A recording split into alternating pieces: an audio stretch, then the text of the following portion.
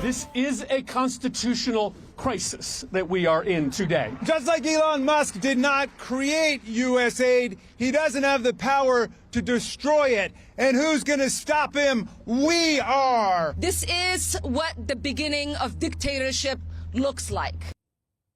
Angry Democrats throwing a hissy fit after Elon Musk dropped the DOGE hammer on the Hunter Biden of government agencies.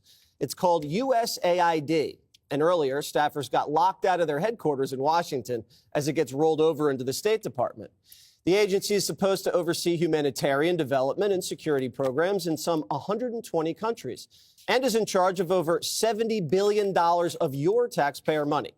But the Trump administration argues it has become a clown car of corruption. And Musk sums it up this way, quote, USAID is a criminal organization. Time for it to die. So Musk had a busy weekend too, Greg.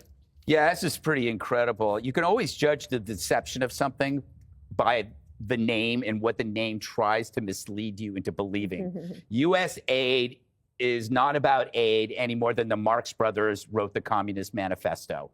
It's just the name, but it tricks you. And if you're lazy like me, you just assume, oh, it's all about aid. The beauty of this new administration is that it forces you to learn about stuff that you didn't really want to. Like, I didn't know what a de minimis loophole was.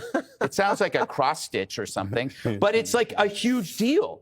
It's a massive deal for small businesses because China ships 1.4 billion packages, through this loophole that are made under sweatshops for very low money. That stops.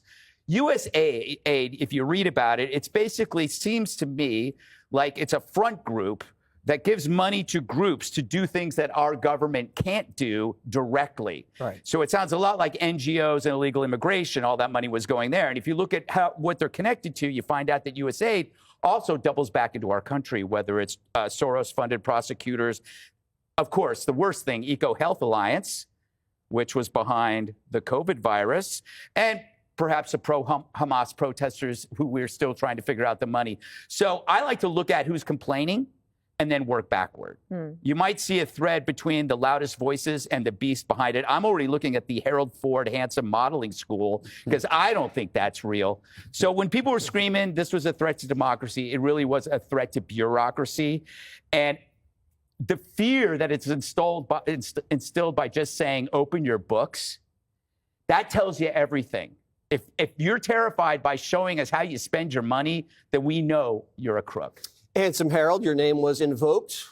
You can respond. So the conflating, I agree with Greg in a big part, but you conflating what Elon Musk did over the weekend when he wanted access to the Treasury Department materials and asking for USAID to shut down are two different things. He's not a government employee, and for him to ask for those payments and to understand how that payment process system works, I think was just wrong. I think he won't win a personality contest, but he will certainly win a smarts contest and intellectual contest.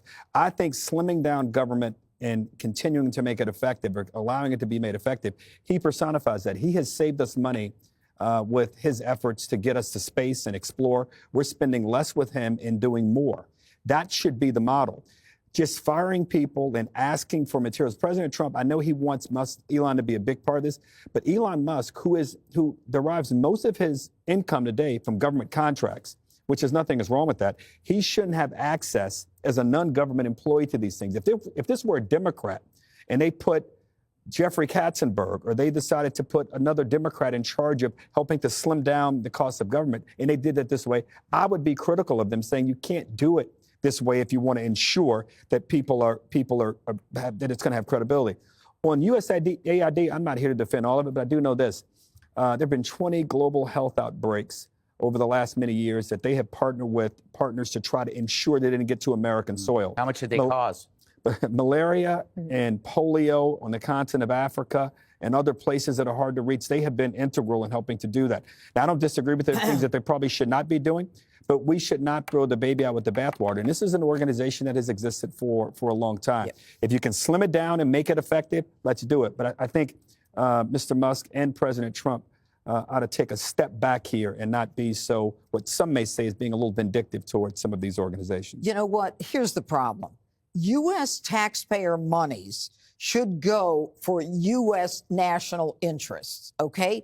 To the extent that there are U.S. national interests supported by this USA organization that in 2023 spent $43 billion on global humanitarian operations. If we spent some of that money on our senior citizens, on our veterans, on people in the hurricane areas, the problem with this is that this clearly, I don't care how long this agency has existed, we need information. We need transparency, and a 90-day pause should not be a problem for the Democrats who are always supporting transparency. No agency should be free of being monitored, and these special interests end up taking over when no one is monitoring. And then when they think that no one is looking, it inevitably leads to corruption. I mean, that's how you see in something that was started out positively turns out to end up being a criminal organization. When no one's looking, that's a problem. But there's no evidence, Judge, that this is a criminal organization. Let me finish.